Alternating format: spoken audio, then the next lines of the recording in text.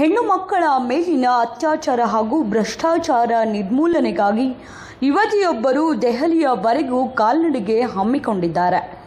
ಹೌದು, ಮೂಲತಃ ರಾಯಚೂರು ಜಿಲ್ಲೆಯ ಲಿಂಗಸೂರು ತಾಲೂಕಿನ ಬೆಂಡೋಣಿ ಗ್ರಾಮದ ಮಂಜುಳಾ ದೆಹಲಿವರೆಗೂ ಕಾಲ್ನಡಿಗೆ ಪಯಣ ಬೆಳೆಸಿದ್ದಾಳೆ.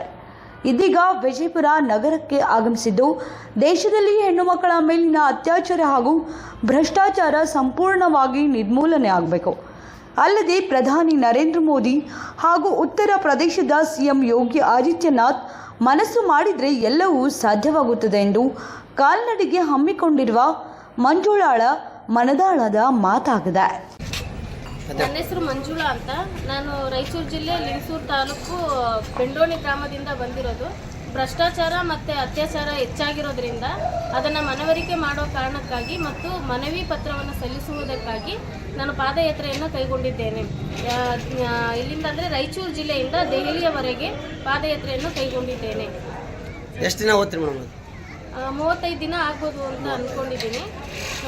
ನೀವು ಮೊದಲು ಯಾರು ನೀವೇ ಅನ್ಕೊಂಡಿದ್ರು, ಯಾರು ನಿಮ್ಗೆ ಹೇಳಿದ್ರಿ ಹಿಂಗೆ ನಡೆಯಬೇಕಿದ್ದು? ಅದು ಯಾರು ಅಂದಿಲ್ಲ, ಸ್ವಇಚ್ಛೆಯಿಂದಾಗಿ ಮನಸ್ಸಿಗೆ ಬಂತು. ಸೊ ಅತ್ಯಾಚಾರ ಭ್ರಷ್ಟಾಚಾರ ಅತಿಯಾಗಿ ಆಗಿರೋದ್ರಿಂದ ಅವಾಗ ನರೇಂದ್ರ ಮೋದಿ ಅವರು ಬ್ಲ್ಯಾಕ್ ಮನಿ ಹೆಂಗೆ ಹೊರ ತೆಗೆದ್ರು, ಸೊ ಅದೇ ರೀತಿಯಾಗಿ ಒಂದು ಒಳ್ಳೆ ಕ್ರಮವನ್ನು ಕೈಗೊಂಡು ಸಂಪೂರ್ಣವಾಗಿ ನಿರ್ಮೂಲನೆ ಮಾಡುವಂಥ ಕಾರ್ಯಕ್ರಮ ಕೈಗೊಳ್ಳಿ ಅನ್ನೋ ಕಾರಣಕ್ಕೋಸ್ಕರ ನಾನು ಪಾದಯಾತ್ರೆಯನ್ನು ಕೈಗೊಂಡಿದ್ದೇನೆ. ಒಂದು ಜವಾಬ್ದಾರಿ ಇರುತ್ತೆ ಅವರಿಗೆ, ಓಕೆನಾ? ಜವಾಬ್ದಾರಿನ ಸರಿಯಾದ ಕ್ರಮದಲ್ಲಿ ಅವರು ಕೆಲಸ ಮಾಡಬೇಕು ಅನ್ನೋ ಉದ್ದೇಶ ಅಷ್ಟೇ. ಭ್ರಷ್ಟಾಚಾರಿಗಳಾಗಿ ಆಗ ಕುರ್ಚಿಯಲ್ಲಿ ಕುತ್ಕೊಳ್ಳೋಂಥ ಅವಶ್ಯಕತೆ ಅವ್ರಿಗಿಲ್ಲ.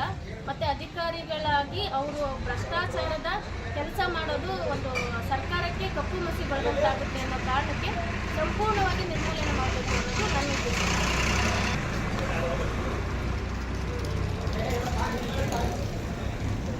ಇಲ್ಲಿ ಅಚ್ಚೆ ಕೂಡ ಹಾಕ್ಸ್ಕೊಂಡಿದ್ದೀನಿ. ಅವರಂದ್ರೆ ನನಗೆ ಬಹಳ ಭಕ್ತಿ. ಮೋದಿಯವರು ಅಚ್ಚೆ ಹಾಕ್ಸ್ಕೊಂಡಿದ್ದಾರೆ. ಕಾರಣ ಅಂದ್ರೆ ಅವ್ರಿಗೆ ಇರೋಂಥ ದೇಶಾಭಿಮಾನ, ಪ್ರೇಮ, ಸೈನಿಕರು ಅಂದ್ರೂ ತುಂಬಾ ಇಷ್ಟ ಅವರಿಗೆ. ಹಾಗಾಗಿ ಅವ್ರ ಮೇಲೆ ಆಸಕ್ತಿ ಹೆಚ್ಚಾಗಿ ಬೆಳೀತು. ಎಲ್ಲ ಕಡೆ ನಡೆದಿದೆ. ಅದಕ್ಕೆ ಯೋಗಿನಾಥ್ ಅವರೆಲ್ಲ ಅದಕ್ಕೆ ಪ್ರಯತ್ನ ಪಟ್ಟು ಈಗ ಅವರು ಮನಸ್ಸು ಮಾಡಿದ್ರೆ ಏನ್ ಬೇಕಾದ್ರೂ ಸಾಧ್ಯ ಇದೆ ಅನ್ನೋದನ್ನ ನಾನು ಅವ್ರಿಗೆ ಪರವಾಗಿ ಬೇಡೋದಕ್ಕೆ ಹೊರಟಿದ್ದೀನಿ. ಅತ್ಯಾಚಾರ ಭ್ರಷ್ಟಾಚಾರನ ನಿರ್ಮೂಲನೆ ಮಾಡುವಂಥ ಮನಸ್ಥಿತಿ ಅವ್ರಿಗಿದೆ. ಅವ್ರು ಮನಸ್ಸು ಮಾಡಿದ್ರೆ ಏನು ಬೇಕಾದ್ರೂ ಸಾಧ್ಯ ಆಗುತ್ತೆ ಸರ್. ಅವರು ಅಧಿಕಾರದಲ್ಲಿ ನಾನು ನೋಡಿದ ಮಟ್ಟಿಗೆ, ನನಗೆ ತಿಳಿದ ಮಟ್ಟಿಗೆ ಅದು ಅವ್ರ ಅಧಿಕಾರದಲ್ಲಿ ಇರುವಷ್ಟು ಮಟ್ಟಿಗೆ ಕಪ್ಪು ಚುಕ್ಕಿ ಇದುವರೆಗೂ ತಗೊಂಡಿಲ್ಲ ನನ್ನ ಪ್ರಕಾರ. ಹಾಗಾಗಿ ನಾನು ಅವರನ್ನ ದೇವ್ರಂತ ಭಾವಿಸ್ತೀನಿ. ಒಬ್ಬರೇ ಹೋಗ್ತಿದ್ದೀನಿ. ಅವ್ರ ಮೇಲಿನ ಅಭಿಮಾನಕ್ಕೆ ಮುಂದೆ ಇಲ್ಲ ಯಾರಿಲ್ಲ, ಒಬ್ಬರೇ ಹೋಗ್ತಿದ್ದಾರೆ. 4 ಕಡೆ ವಸತಿ ಇರ್ತಾರೆ ನೀವು? ಎಲ್ಲಿರ್ತಾರೆ? ದೇವಸ್ಥಾನಗಳಲ್ಲಿ. ಇಲ್ಲಿಂದ ಬೆಳಗ್ಗೆ ಎಷ್ಟು ಗಂಟೆ ಬಿಡ್ತಾರೆ? ಬೆಳಗಿನ ಜಾವ 5-5:30 ಬಿಡ್ತಾರೆ. ಊಟ ಉಪಹಾರ ದಾರಿಲೇ ಸರ್, ದಾರಿಲೇ ಮಾಡ್ಕೊಂಡು ಹೋಗ್ತಾರೆ. ಎಲ್ಲ ನಿಲ್ಲಿಸಿ ಪಾನೀಯಗಳು ಎಲ್ಲ ಕೊಡ್ತಿದ್ದಾರೆ. ಅದ್ರ ಮೇಲೆ ಒಟ್ಟಾರೆ ನಿಮ್ಮ ಅತ್ಯಾಚಾರ ಸಂಪೂರ್ಣವಾಗಿ ನಿರ್ಮೂಲನೆ ಆಗ್ಬೇಕು ಸರ್.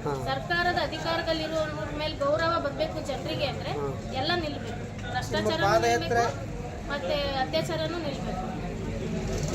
ಹೆಣ್ಮಕ್ಳು ಏನು ಸ್ವತಂತ್ರ ಸಿಕ್ಕಾದ್ಮೇಲೆ ಮಧ್ಯರಾತ್ರಿ 12 ಗಂಟೆಲಿ ಓಡಾಡೋ ಅಂತ ಟೈಮ್ ಬಂದ್ರೆ ಮಾತ್ರ ಸ್ವತಂತ್ರ ಅಂತ ಹೇಳಿದ್ರು. ಈಗ ಅಗ್ಲತ್ತಲ್ಲಿ ಅವ್ರು ನಡೆಯೋದಕ್ಕೂ ಕಷ್ಟ ಆಗಿದೆ ಹೆಣ್ಮಕ್ಳಿಗೆ. ಇದೇ ಮೊದಲೇ ಸರ್, 1ನೇ ದಿನ. 42 ಏನೋ ಆಗಿದೆ. ಅಂದರೆ ನನಗೆ 50 ರೀಚ್ ಇತ್ತು ನನಗೆ. ಬಟ್ ಮಧ್ಯದಲ್ಲಿ ಎಲ್ಲ ನಿಲ್ಲಿಸೋದ್ರಿಂದ ಅವರಿಗೆ. ಮುಂಜಾನೆ ಎಷ್ಟು ಗಂಟೆ ಬಿಟ್ಟಿರಿ ನೀವು? ಮುಂಜಾನೆ 7 ಗಂಟೆ. 7 ಗಂಟೆ ಲೇಟ್ ಆಯಿತು.